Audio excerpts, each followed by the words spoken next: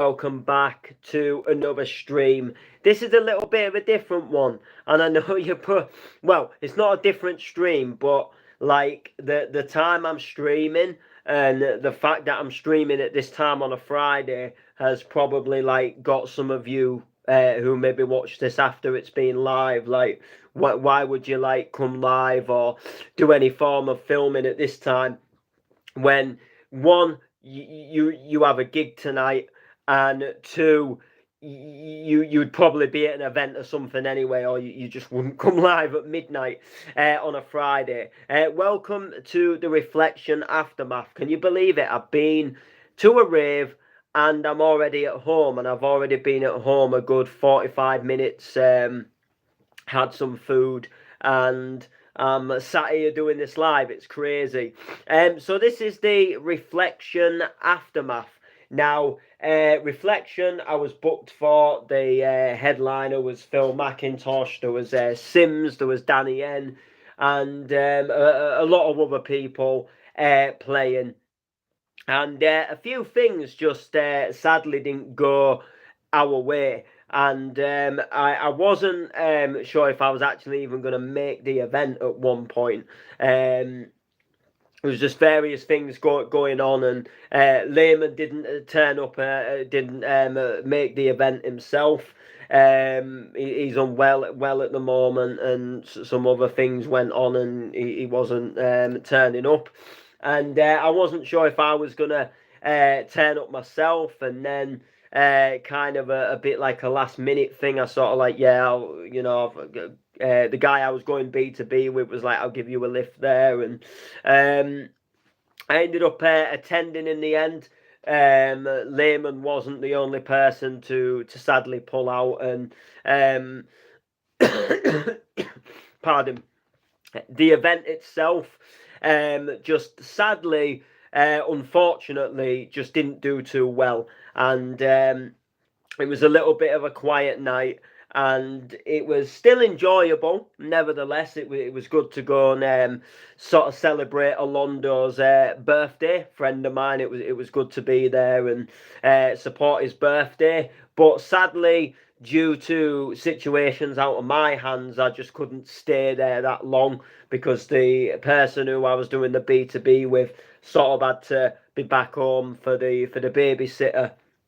Um, who was only sort of looking after the kids until 11 o'clock. So it was kind of like we did our set, and then it was kind of like stayed for like 5-10 minutes, and then that was it. We had to like hit the road, and we had to go back, come back home essentially. But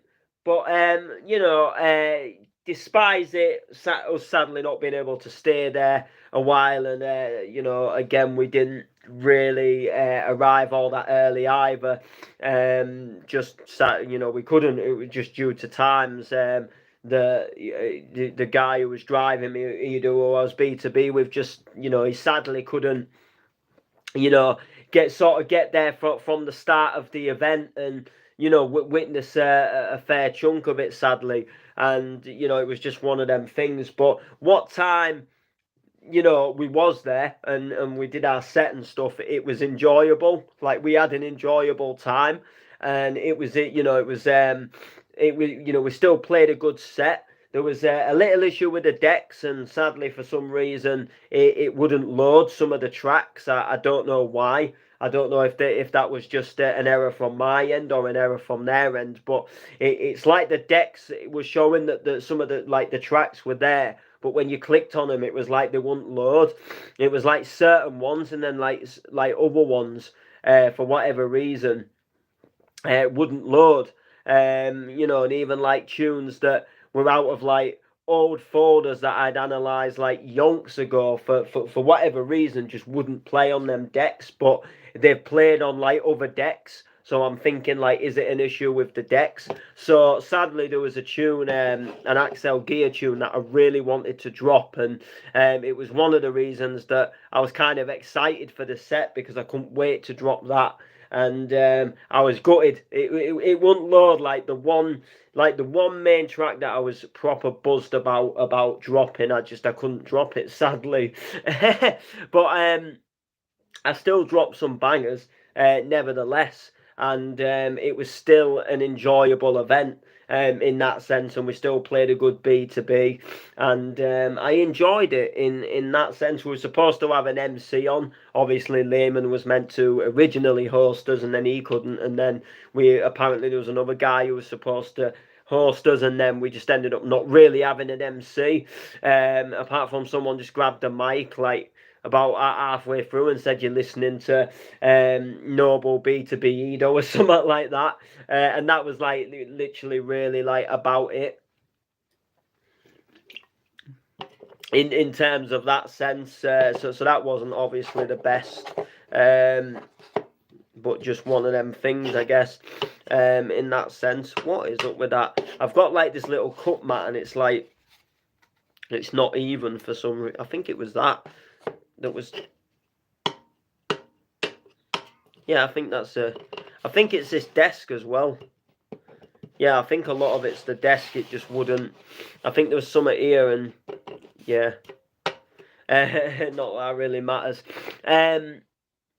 So yeah, we had an enjoyable set, and that is really about all I can really say, because like I say, we just weren't there for that long, and you couldn't really vibe anything really too much when you're not really been there that long. I couldn't really tell you what the other sets were like, because we sort of caught the last sort of 15-20 minutes of a set, and then I just sort of heard the first sort of 5 minutes of the next set, and then we was on the way. Um, Sadly, which isn't too bad. I'm not, as much as I mean, I don't like just doing a set and leaving. It's not my style. But with me having the wedding and stuff tomorrow to do, which I'm dreading it. I'm actually dreading it, because like I just don't really vibe doing these kind of parties. And the thing is like when you do these kind of parties, like for example, like where I played tonight, it was just take your USB stick with your analyzed tracks. Where I'm going tomorrow, it's can you play this? Can you play that? Can you do this? Can you do that? We don't like this one. Can you skip this one? Can you put this track on? Oh, I don't have this track. Like, oh, come on, like we really, really want to hear that track. And then you've got, and because I'm only on like CDJs, Newmarks, I can only really play what I put onto my USB sticks, if you get what I mean. And sometimes like it's not enough. And then like I can take a phone and I can plug my phone into a wire that makes the phone come through the sound system, and then I can go on YouTube, and I can search whatever I want. But just compared to like, say you get another wedding DJ who's done weddings for years, like you aren't gonna get the quality of what I'm gonna get. But I got this. This was recommended through an ex-client, someone I'd worked for in the past, who knew this person who was getting married, and obviously said, look, we just had this guy do our birthday party, and we had a really good time. You should get this guy to do your wedding. And this was like last year, so it was one of them like, like, yeah, I'll do it. And then think, you've got months to forget about it, and then you do forget about it, and then suddenly it creeps up round the corner and it comes and bites you on the butt, and you're kind of like, oh shit. But I'll be glad of it for like, getting paid for it. Like that's probably the only reason why I'm still doing it, because it's cash in it. But I just genuinely like, because they're so picky, and like you can do so much wrong that you can't do at a rave. Like raves, you just turn up and play. Like if you book for a bounce event, you just put a bounce set together, and there's no like people coming up so sometimes people try and come up and say, look, can you play this? But like it's not like doing a wedding. It's a completely different vibe. And like any sort of like mobile DJ party. So I'm kind of like, yeah, I just kind of want it to be over with. Like, it probably won't be as bad as I imagine it's gonna be. Like, because I always think the worst of these sort of like parties, and then I end up having a good time, and I end up getting the crowd rocking, and I end up doing all right. Sometimes I like doubt myself, and I just think I'm not going to do as well as I've actually done. I actually did it the other day. I recorded a competition entry. A brand has put up that they're doing a competition for the next event. If you win, you get to play. Quite a big event, obviously. And last time I um I was too late to put my entry in, so I sadly missed out, and then someone else actually sort of won, and I knew the guy who won. And this time they announced it a little bit earlier before any other details of the event have obviously been set in stone. And I just thought, you know what, I'm going to get on and I'm going to enter this, and I'm going to get this competition entry sort of like entered. So I recorded it, and at the time I was loving life as I was recording it. And then I sort of finished recording it, and I posted it, and I sat there and I started thinking, like, what if it doesn't sound that good? Like, oh, I haven't done that good here, have I? It doesn't actually, and I started thinking, like, what if it's not that good? Like, what if it's just shit? What if I haven't got the levels right? Because when it comes to recording for me at home, because my equipment's not the best, I can't rock out these like banging sets, and when I go on the CDJs and stuff, I have the mix is dodgy, so like the channels crackle and stuff, and when you record, you can actually hear it. So luckily, I borrowed one of the controllers from work, and plugged the controller in at home, and just recorded the set through that, because the channels, the faders don't crackle, and it was just a little bit easier. It was a bit just easier to work with, for recording something.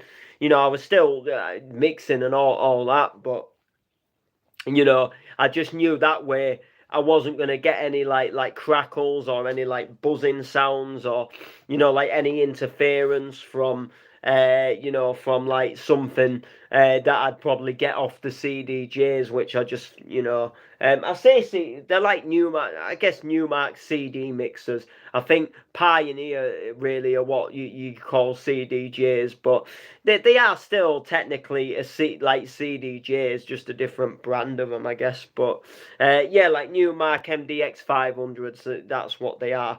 So I self-doubted myself with the comp, and then I had to listen to it in my headphones today. I was walking back from town, and I thought, do you know what? It actually isn't that bad at all. And I just sort of tried listening to it, like as if I was like somebody like checking it out, like not necessarily someone who's like judging the competition, but just someone who's like stumbled across it. Oh, this guy's entered for this. Let's have a listen and see what his set sounds like. And I sort of listened to it from the perspective of that. And I thought, you know what, it actually does sound quite banging. There was a couple of little mistakes, but I don't think anything that that would be like, this is why you didn't win, that kind of thing. I think like the reason that why I don't win, like, and someone does someone, it's just someone who does it like a better set than me, not necessarily mixing wise, just like they might have a better tune selection, or they might just bring something a bit different to the table. Me, I went with the UK hardcore, and I went sort of like little bit of a sort of like gamma, sort of like quick mixing, double dropping, little bit of new, little bit of old, but tried to keep it sort of like fresh and fast, and again, quick mixing tunes, because the comp rolls were, you had to record for half an hour, so I was making sure that there was a lot of tunes going in there, and not just these long mixes where you get about 5 tunes in and you've nearly reached the limit of your record time. So I tried to sort of like, right, how many tracks here can I cram in and fit into this sort of like amount of time, and I think I got a good like nearly 10, like 7, 8, nearly 10 tracks or something. I'm just trying to think. So um, there was Take Me Away. Um,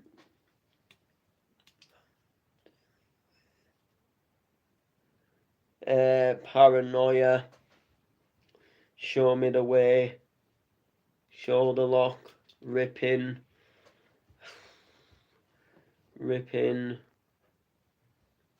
Boing, Monster,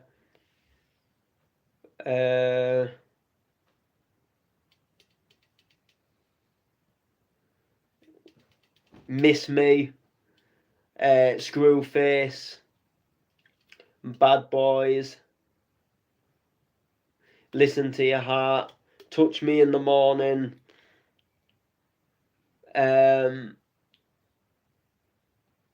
Renegade, and then Wifey. So I think there was about 15 tracks in total in the comp entry, which isn't bad for a half an hour set. Not bad. Like I say, a lot of quick mixing, double dropping. But that, 15 tracks in half an hour is actually not a bad thing to do. Not a bad thing to do at all. Like I say, lots of quick mixing. There was only like, I don't think there was like one track where I played the full track. I think, I tell a lie. There was the Renegade and the Touch Me and the Wifey. I played the full lengths of them, but they're only like short tracks anyway, and the Wifey was my final track, so I just let that one play out. But the Renegade and the Touch Me, they're quite short.